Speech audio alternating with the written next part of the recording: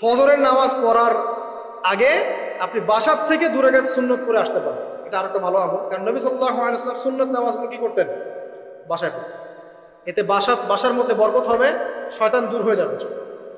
এই যে তাহাজ্জুদ আপনি 2, 4, 8, 10 যত পারেন পড়েন, মিনিমাম 2 রাকাত পড়েন, ধীর স্থিরভাবে পড়েন। নামাজ শেষ করে আবার আল্লাহর কাছে দোয়া করেন, দেখবেন যে ইনশাআল্লাহ আপনার দোয়া কবুল হয়। আর দোয়া যে কবুল হয় এটা আপনি নিজেই বুঝতে পারবেন, নিজেই বুঝবেন, কারো কাছে যাওয়া হয়। এবার ফজরের সালাতের সময় হয়ে গেল, আজান হচ্ছে, আজানের জবাব দিব, দিয়ে ব্যাস হেঁটে হেঁটে মসজিদ, প্রত্যেক পদক্ষেপ হেঁটে যাব আর দোয়া করব। কি দোয়া করব? যে আল্লাহ আমাকে নূর দান করো। কি দান করবো? আল্লাহুম্মা ইজআল ফি কলবি নূরা ওয়া ফি লিসানি নূরা ওয়া ফি সামঈ নূরা ওয়া ফি বাসারি নূরা ওয়া আন ইয়ামিনি নূরান ওয়া আন শিমালি নূরান ওয়া মিন ফাওকি নূরা ওয়া মিন তাহতি নূরা আল্লাহুম্মা ইজআল ফি নাফসি নূরা। মানে এর অর্থ হচ্ছে আল্লাহ আপনি আমার ডানে বামে সামনে পিছনে শরীরে আত্মায় দেহে সবখানে আল্লাহ আপনার নূর দান করুন। নূর কেন? কারণ দুনিয়ার মধ্যে অনেক অন্ধকার, অন্ধকার না? সব জাহিলিয়াতে অন্ধকার। এখানে পথ চলতে হলে নূর লাগবে, আলো লাগবে। এটা কে দিবে? আল্লাহ দিবে। কবর বড় অন্ধকার, ওখানে থাকতে হলে ভালোভাবে কি লাগবে? আলো লাগবে। হাসরের মাঠ অন্ধকার, ওখানে ভালোভাবে থাকতে হলে কি লাগবে? আলো লাগবে। এই জন্য নামাজে যাওয়ার সময় অন্ধকার সময় এই দোয়াগুলো করতে হয়। আর তার আগে একটা কথা বলতে ভুলে গেছি, বাসা থেকে যে বের হচ্ছেন তখন কি করবেন? কি পড়বেন?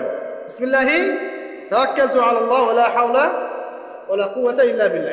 এটা পড়ে বের হলে শয়তান দূরে চলে যাবে, ফেরেশতা আপনার কাছে চলে আসবে। এবার নামাজে আসলাম, জামাতের সাথে নামাজ পড়বেন, ফজরের নামাজ, এবং ফজরের সালাতের কেরাতটা লম্বা করার চেষ্টা করবেন। এটা সুন্নাত, ফজরের সালাতের কেরাত লম্বা করা সুন্নাত। এবং নামাজ শেষ হওয়ার সাথে সাথেই উঠেও চলে যাবেন না। নামাজ শেষ, এবার আপনি ওখানে বসে থাকবেন, বসে বসে জিকির আজকারগুলো করবেন। কি কি জিকির করবেন আমি কয়েকটা আপনাদেরকে শিখিয়ে দিচ্ছি, বাকিগুলো আপনারা কিতাব থেকে শিখে নেবেন। সালাম ফেরানো শেষ, প্রথমে একবার আল্লাহু আকবার, তারপর 3 বার আস্তাগফিরুল্লাহ আস্তাগফিরুল্লাহ আস্তাগফিরুল্লাহ। এরপরে পড়বেন আল্লাহুম্মা আনতাস সালাম ওয়া মিনকাস সালাম তাবারাকতা ইয়া যাল জালালি ওয়াল ইকরাম পড়বেন। তারপর আল্লাহুম্মা আইন্নি আলা যিকরিক ওয়া শুকরিকা ওয়া হুসনি ইবাদাতিক। এরপরে পড়তে পারেন আয়াতুল কুরসি, যেটা একটু আগে বলেছি, তাসবিহাত সুবহানাল্লাহ আলহামদুলিল্লাহ আল্লাহু আকবার 33 33 33, পরে কালিমা শাহাদা, অথবা 10 10 10ও পড়ার দলিল আছে। এরপরে পড়বেন সুবহানাল্লাহি ওয়া বিহামদিহি আদাদা খালকিহি ওয়া রিদা নাফসিহি ওয়া জিনাতা আরশিহি ওয়া মিদাদা কালিমাতিহি 3 বার, এটা 3 বার।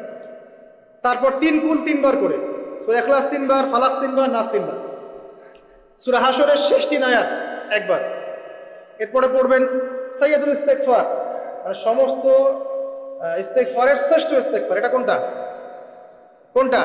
আল্লাহুম্মা আনতা রাব্বি লা ইলাহা ইল্লা আনতা খালাকতানি আনা আবদুক ওয়া আনা আলা আহদিক ওয়া ওয়া'দিক মাসতাতা'তু আউযু বিকা মিন শাররি মা সানা'তু আবু'ু লাকা বিনি'মাতিকা আলাইহি ওয়া আবু'ু বিযামবি ফাগফিরলি ফাইন্নাহু লা ইয়াগফিরু যুনুবা ইল্লা আনতা। এটা যে পড়বে সকালে পড়ে যদি রাতের মধ্যে মারা যায় জান্নাত ইনশাআল্লাহ, আবার সন্ধ্যায় পড়ে যদি সকালের আগে মারা যায় জান্নাত ইনশাআল্লাহ। এত বড় অস্ত্র, এত বড় একটা সুযোগ। এরপরে পড়বেন আমার পছন্দের কয়েকটা, আউযু বিকালিমাতিল্লাহি তাম্মাতি মিন শাররি মা খালাক 3 বার। এটা যদি আপনি পড়েন আপনি দৃশ্য অদৃশ্যের ক্ষতি থেকে বেঁচে থাকবেন ইনশাআল্লাহ। দুষ্ট জিন শয়তান আপনার কোনো ক্ষতি করতে পারবে না ইনশাআল্লাহ। আরেকটা খুবই শক্তিশালী দোয়া আছে, সেটা হলো বিসমিল্লাহিল্লাযী লা ইয়াদুররু মা ইসমিহি শাইউন ফিল আরদ ওয়ালা ফিস সামা ওয়া হুয়াস সামিউল আলিম 3 বার করে। এইটা যে পড়বে, এই যে জিন বলেন, ভূত বলেন, যে পেতনি বলেন, যেগুলো আমরা ভয় পাই, ঠিক আছে, চোখ লাগা বলেন, বদনজর বলেন, যা যা আছে, হিংসুকের হিংসা, কোনো কিছুই আপনার কোনো ক্ষতি করবে না। এবং ইনশাআল্লাহ আপনি হঠাৎ মৃত্যুবরণ থেকে বেঁচে থাকবেন, হঠাৎ মৃত্যুবরণ। এটা কিন্তু সবার জন্য নিয়ামত, এটা সবার জন্য নিয়ামত। তারপরে আসেন, এরপর পড়বেন 10 বার লা ইলাহা ইল্লাল্লাহ ওয়াহদাহু লা শারীকা লাহু লাহুল মুলকু ওয়া লাহুল হামদ ওয়া হুয়া আলা কুল্লি শাইইন কাদির। এটা 10 বার পড়লেও হবে। আর যদি 100 বার পড়তে পারেন তাহলে আপনার চেয়ে বেশি নেকি কেউই অর্জন করতে পারবে। যদি 100 বার এই দোয়াটা কেউ পড়ে সারাদিনে, লা ইলাহা ইল্লাল্লাহ ওয়াহদাহু লা শারীকা লাহু লাহুল মুলক ওয়া লাহুল হামদ ওয়া হুয়া আলা কুল্লি শাইইন কাদির, ওই দিন শয়তান তার কাছে আসবে না। 100 গুনাহ আমলনামা থেকে কেটে দেওয়া হবে, 100 নেকি লিখে দেওয়া হবে, এবং আল্লাহর কাছে দিন শেষে একটা তালিকা পেশ করা হয়, আজকের দিনে কে কি আমল করেছে, এই তালিকায় তার নাম দেখবেন সবার আগে আছে। ওই ব্যক্তির নামও থাকতে পারে যে 100 বারের চেয়ে বেশি পড়েছে, তখন তার নাম আগে চলে যাবে, এর নামটা পরে চলে আসবে। কথা বুঝতে পারছেন? মিনিমাম 100 বার পড়তে পারলে খুব ভালো হয়, যদি না পড়েন কমপক্ষে কয়বার? 10 বার। আসেন এরপরে পড়বেন 10 বার দরুদ শরীফ, আল্লাহুম্মা সাল্লি আলা মুহাম্মাদ ওয়া আলা আলি মুহাম্মাদ, যেটা আছে দরুদ ইব্রাহিম, এটা পড়তে পারেন, অথবা ছোট করে পড়তে পারেন আল্লাহুম্মা সাল্লি ওয়া সাল্লিম আলা নবিয়িনা মুহাম্মদ, এটা পড়লেও হবে, অথবা আল্লাহুম্মা সাল্লি আলা মুহাম্মাদ ওয়া সাল্লিম, এতটুকু পড়লেও ইনশাআল্লাহ হক আদায় হয়ে যাবে। 10 বার যে ব্যক্তি দরুদ পড়ে সকালে সন্ধ্যায়, নবী সাল্লাল্লাহু আলাইহি ওয়াসাল্লাম তার জন্য পরকালে সুপারিশ করবেন ইনশাআল্লাহ। যদি আমরা নবীজির সুপারিশ পেতে চাই, দরুদের কোনো বিকল্প নাই, বেশি বেশি দরুদ পড়তে থাকেন, তার সুন্নাহ অনুসরণ করেন, বেশি বেশি দরুদ পড়তে থাকেন, মিনিমাম সকালে 10 বার, সন্ধ্যায় 10 বার, ইনশাআল্লাহ আল্লাহ নবী সুপারিশ করবেন ইনশাআল্লাহ তাআলা। আরেকটা আছে রাদিতু বিল্লাহি রাব্বান ওয়া বিল ইসলামি দীনান ওয়া বি মুহাম্মাদিন সাল্লাল্লাহু আলাইহি ওয়াসাল্লাম নবিয়্যা, এর একটা বড় ফজিলত আছে। কি ফজিলত?